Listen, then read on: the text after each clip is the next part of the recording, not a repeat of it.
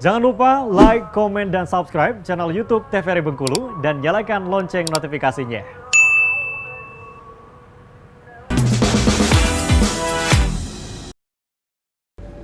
Kembali lagi kita di Opini, obrolan pas di sini. Dan juga untuk Anda pemirsa Opini yang sekarang mungkin lagi nggak bisa nonton via TV, tenang aja nih. Teman-teman atau juga pemirsa Opini juga tetap bisa menyaksikan Opini, obrolan pas di sini dimanapun, di tempat yang pas pastinya. Hanya menggunakan gadget, baik itu dari komputer, laptop, dan segala macam, bisa nonton langsung di YouTube channelnya TVRI Bengkulu. Jangan lupa di subscribe karena akan mendapatkan notifikasi untuk setiap program-program keren yang ada di TVRI Bengkulu. Nah kalau Beryl sekarang nih, ini kan kita live juga nih di YouTube nih. Otomatis anak muda nih kan yang jiwa sosialnya, terus juga hobi main gadget juga cukup lumayan tinggi juga dong. Berarti teman-teman lagi nonton juga nih sekarang? Iya kebetulan.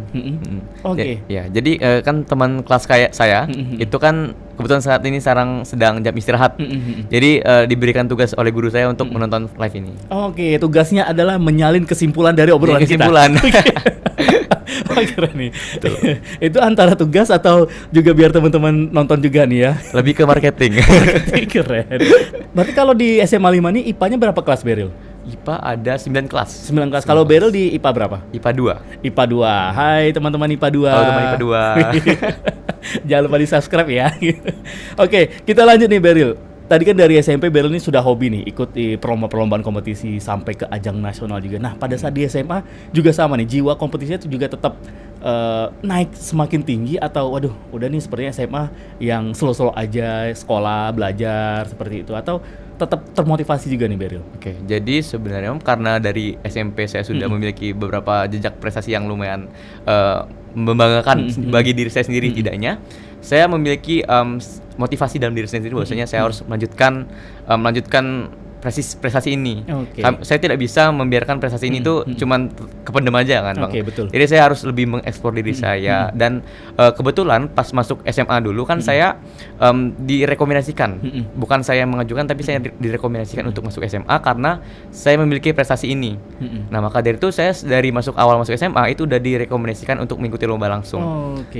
Dan dari situ saya walaupun saya gagal, cuman setidaknya kegagalan itulah yang mungkin membuat saya untuk terus ingin mencoba Bang. Dan selalu apapun hasilnya saya setidaknya mencoba. Betul. Nah jadi dengan itu saya banyak sekali mengikuti perlombaan, misal seperti debat, karya tulis dan juga olimpiade juga. Olimpiade juga, OSN ya namanya. Masih OSN. sampai sekarang OSN ya? Masih. Oke, kalau 2 tahun lalu masih OSN, berarti sama dong, masih. Nah, berarti ini juga sempat sampai ke ajang nasional lagi nih? Kalau untuk nasional baru Duta SMA ini sih Bang. Untuk SMA. Oke. Nah, kita berbicara mengenai Duta SMA ini kan mengikutinya di tahun ini ya 2024. Nah, Duta SMA ini seperti apa sih, Beryl? Oke, jadi izin menceritakan sedikit tentang Duta SMA ini. Jadi Duta SMA itu merupakan program yang dibuat oleh Direktur SMA dan dibawa naungan langsung oleh Kementerian Pendidikan dan Kebudayaan, Riset dan Teknologi Republik Indonesia. Nah, di sini Duta SMA itu bisa dibilang sebagai tangan kanannya Direktur SMA atau Kemendikbud. Tapi dalam versi remajanya. Nah, di sini kami memiliki beberapa tujuan untuk dibentuk. Yang pertama adalah menjadi role model ataupun teladan dan juga panutan bagi teman-teman sebaya atau khususnya pelajar SMA. Lalu bekerja sama dengan stakeholder seperti misalnya dinas tempat atau UPT, terus juga menjadi salur tangan ataupun menjadi sambung tangan terhadap isu-isu pendidikan yang ada di daerah ke Kemendikbud secara langsung di pusat. Jadi menjadi role model contoh nih untuk teman-teman yang lain. Bahwa kita sebagai pelajar itu harus yang berbuatnya positif. Apalagi alhamdulillahnya di Bengkulu aman ya sampai sekarang, nggak ada yang seperti di kota-kota lain ada yang pelajar tawuran antar sekolah gitu. Nah dengan ada Duta SMA ini menyebarkan kebaikan untuk teman-teman yang ada di lingkungan sekolah gitu ya. Ya insya Allah aman sih. Nah kalau untuk proses seperti apa nih? Tapi sebelumnya ini adalah tahun keberapa nih pemilihan untuk Duta SMA Nasional? Oke, jadi Duta SMA itu pertama berdirinya ataupun pertama dibuatnya itu pada tahun 2022.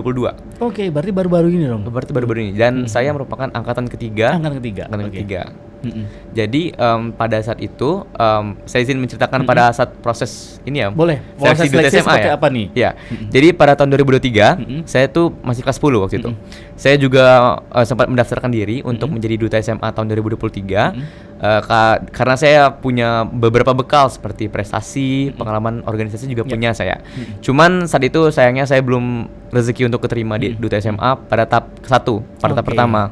Dan yang keterima pada saat itu adalah Kak Faris yang merupakan kakak kelas saya dari SMP. Nah, terus sejak dari itu saya tuh semakin termotivasi Bang untuk mengikuti berbagai lomba. Penasaran gitu.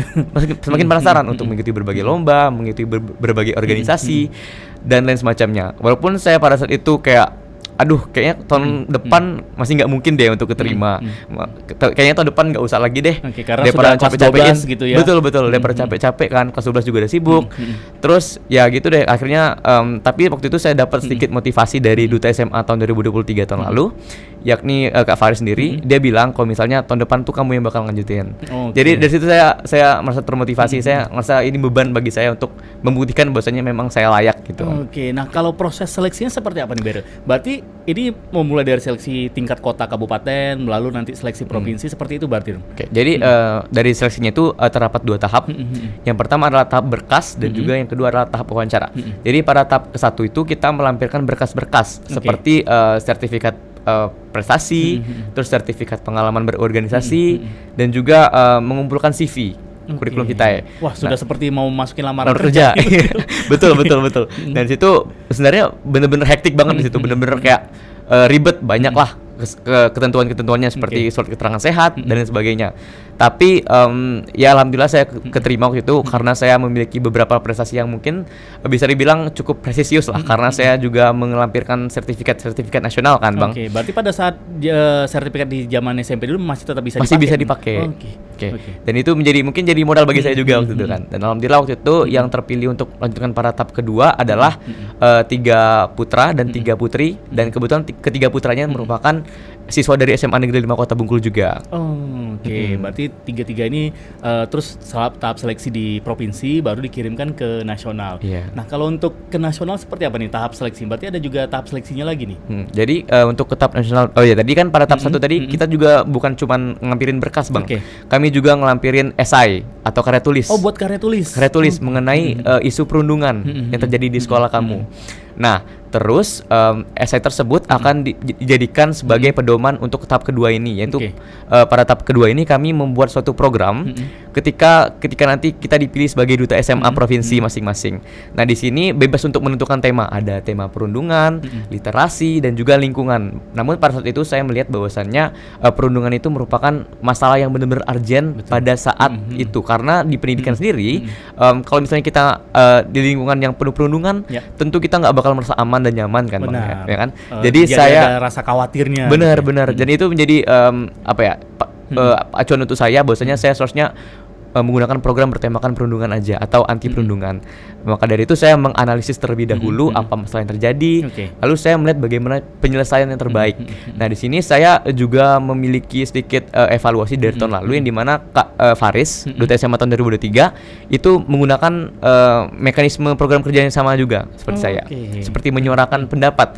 Cuman kalau Kak Faris dulu melalui kertas, kalau saya melalui digital ataupun secara online. Jadi mekanismenya adalah dengan orang misalnya ada yang mengalami hal-hal tidak mengenakan di perundungan, nanti dia akan melaporkannya melalui website.